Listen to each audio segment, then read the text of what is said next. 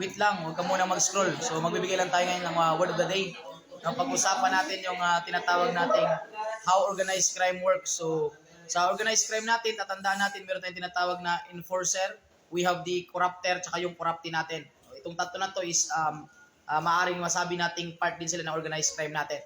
Pag sinabi nating enforcer, it is a member of the family or the member of organized crime na kung saan siya yung taga-arrange ng killing or sa pag-i-injured physically, economically, or psychologically ng mga members of the organized crime or even not member of the organized crime.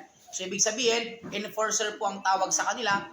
Ibig sabihin po, from the word itself, enforce. So ibig sabihin, mga member ng organized crime na kung saan taga-patay or taga-injured po, economically, psychologically, or even physically. That is called enforcer. Now, pag sinabi naman po nating corrupter, pag sinabing corrupter, member naman po siya ng organized crime or member of the family na kung saan siya naman po yung pumupunta sa ating mga police officer or sa ating mga public officials nang sa ganun, i-bribes nila, i-negotiate niya, magkakaroon ng tinatawag na, even though magkaroon ng intimidation, magkaroon ng sweet talks, nang sa ganun is makuha nila yung tinatawag nating mga public official or mga public officer. Nang sa ganun, maging immune sila for the arrest, even sa prosecution, tsaka sa punishment na maaring o maisampang mga kaso laban sa kanila. That is considered corrupter naman po yun. And syempre, yung ating mga corruptee naman po, pag sinabing corruptee, usually they are not a member of the family or of organized crime, but then, tumutulong pa din sila sa organized crime. It's because ito yung mga public official or mga officer na which is nabayaran or binayaran ng ating mga corrupter na which is member ng organized crime. So, ulitin ko lang po, no?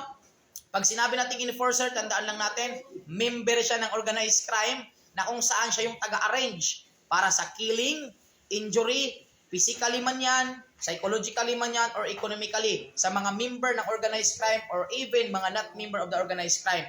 From the word itself, enforce. Ibig sabihin, taga-enforce po siya. It's called enforcer.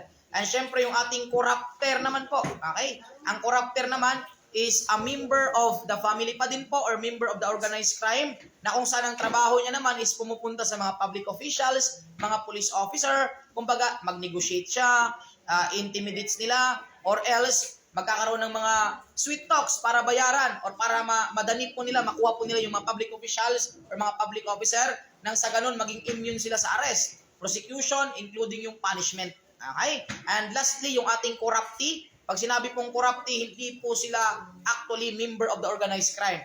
They are public officials or mga police officer na kung saan yung binayaran ni corrupter. Hindi sila member ng family, hindi sila member of organized crime, but then tumutulong sila, it's because nabayaran sila ng nasabing corrupter. Okay, so yan lang muna sa ngayon. Siyempre, sana nakatulong sa inyo yan. Ano naman yung lingkod, yung Mr. Word of the Day, Emmanuel, Damasar Shuman, Bila S. Bila Carlos, Siber Sila Chunachur, and Regis Sigmund. God bless you all. Have a nice day ahead.